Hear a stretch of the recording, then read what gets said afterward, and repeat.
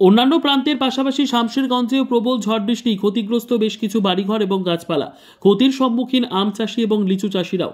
বৃহস্পতিবার বিকেলে হঠাৎ ঝড়ে শামশেরগঞ্জের ভাষাই পাইকর অঞ্চলের এলিজাবাদের দোগাছি হাটপাড়া গ্রামের একটি টালির বাড়িতে শিমুল গাছের অংশ ভেঙে পড়ে কোনো রকমে পালিয়ে প্রাণে বাঁচে ছোট ছোট দুই শিশু ও এক মহিলা। ক্ষতিগ্রস্ত হয় বাড়ির বেশ কিছু সামগ্রী। বাড়িতে বসবাস করতেও ভয় পাচ্ছেন তারা। শুধু দোগাছি হাটপাড়া গ্রামেই নয়, জঙ্গিপুর মহকুমার বিভিন্ন প্রান্তে ব্যাপক ঝড় বৃষ্টি পরিলক্ষিত হয়। ঝড় এলো দিয়ে আমি তো ঘরে খাড়ি হয়েছিলাম, তো আমার ওই সব এই ঘরের ওই ভেঙে চুরা সব পড়ে গেল। ছেলে দুটা বেঁচেছে, ছেলের দুটার উপরে ডাল ডুল পড়েছিল, তো ফ্যানও ছুটা পড়লো। আর এত লাতি লুতিনটিকে যেমন টানলো তেমন ঘরের উপরে সব পড়ে গেল। মানে অল্পের জন্য প্রাণে বেঁচেছে? হ্যাঁ, অল্পের জন্য ঘর একটু বেঁচেছে ছেলে পিলে। আচ্ছা, পুরো গাছ পড়ে গেছে? পুরো গাছই পড়ে গেছে ঝড়ের সময়? হ্যাঁ, আমি তো বাড়ি ঘর করতে পারি না। ওই যে আমার সবই মেয়ে, 6-7টা মেয়ে, আমি বাড়ি ঘর দিতে পারি না। ওই টালি টুলিরই বাড়িতে আমি ছিলাম। আমার করার ওকাদও নেই, সেরকম মতন বাড়ি করার মতন ওকাদ আমার নেই। আমার ছেলে তো নেই, সবটি মেয়ে। এরকম আমার মতন গরিবও নেই, অসহায়ও নেই। আর আমি করতেও পারবো না। যদি আমাকে ভাঙাতে কি ইসে বাস করতে হয় রাস্তাতে, তবুও শিকার আমি পারবো না। আমার তো সবটি মেয়ে, 6-7টা মেয়ে, আমি কি আর পারবো? কটা ঘরের এই ভেঙেছে, চাল ভেঙেছে? দুটোই ভেঙেছে? দুটোই ভেঙে গেছে। আচ্ছা, জানি প্রধানকে জানাচ্ছি, মেম্বারও এসছে। চাচিকে আমাকে বাসাটা করে দেন, আমাকে বাড়ি ঘরটা করে দেন, এটাই আমার আপনার কাছে অনুরোধ চাচ্ছি। আর কিছু নয়, মানে আমি কোনোদিন করতে পারি না, আর আমাকে কেউ দেয়নিও। এখানটা আমি তিরপালেরও যোগ্যতা লয় কি আমাকে কেউ এখন তিরপাল দিয়েছে। আমি যে 6টা মেয়ে বাস করি, থাকি, লেখাপড়া করে, কিন্তু আমাকে কেউ এখন তিরপালও দেয়নি। আমি এরকম যোগ্য পাইনি। কিন্তু আমার যখন এরকম হয়েছে তখন আমাকে দেন কিছু দিয়ে, আমাকে বাড়ি ঘর খানটা করে দেন। এটাই আপনাদের কাছে চাচ্ছি।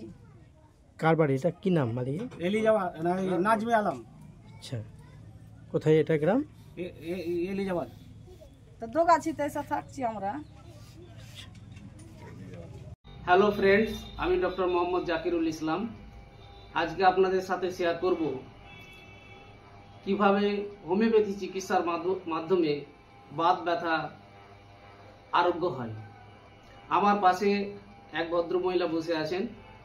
উনি দীর্ঘ 3 বছর ধরে এই বাত ব্যথা নিয়ে ভুগছিলেন। বহু জায়গায় চিকিৎসা করিয়েছেন, কিন্তু সেই রকমভাবে কোথাও আরোগ্য পাননি। এইখানে 2 দফা ওষুধ খাওয়ার পর তিনি এখন সুন্দর চলাফেরা করতে পারছেন। এই সমস্ত ঘটনাটা আমরা রোগীর মুখ থেকে শুনব। আপনি কি সমস্যা নিয়ে এসেছিলেন? হাঁটুতে ব্যথা, রক টেনে ধরেছিল। হাঁটুতে ব্যথা, রক টেনে ধরেছিল। কতদিন ধরে ভুগছিলেন? 3 বছর, 2.5 বছর থেকে। 3 বছর, 2.5 বছর। আর কতদিন থেকে বেশি হচ্ছিল? 3 মাস থেকে হাঁটতে পারছিলাম। 3 মাস থেকে টোটালি হাঁটতে পারছিলেন না? রক টেনে ধরলে। এখানে কবার ওষুধ খাওয়া হলো আপনার? 2 বার। এখন আপনার হাঁটতে পারছেন? পারছি। এখন আগের থেকে অনেক ভালো? হ্যাঁ, অনেক ভালো আছে। এখন হাঁটাচলা করতে পারছেন? পারছি। আগের থেকে অনেকটা ভালো? হ্যাঁ, হাঁটতে পারছেন না, কলসিলে যেতে পারছিলাম না, ওগুলো সব হাঁটতে পারছিলেন না, বাড়ির কাজকর্ম করতে পারছিলেন না, এখন হাঁটাচলা করতে পারছেন। আগের থেকে অনেক ভালো আছেন। তাহলে আমরা রোগীর মুখ থেকে শুনতে পেলাম যে উনি 3 মাস আগে 3 মাস থেকে টোটালি হাঁটতে পারছিলেন না। এখানে 2 দফা ওষুধ খাওয়ার পর তিনি এখন হাঁটাচলা করতে পারছেন, অনেক সুস্থ আছেন। তাই এই ভিডিওর মাধ্যমে সকলের কাছে এই মেসেজ পৌঁছাতে চাই, যিনারা বাত ব্যথা রোগে ভুগছেন ওনারা অতি সত্বর হ্যানিম্যান হোমিও কিওরে যোগাযোগ করুন। আশানুরূপ ফল পাবেন ইনশাল্লাহ। ধন্যবাদ।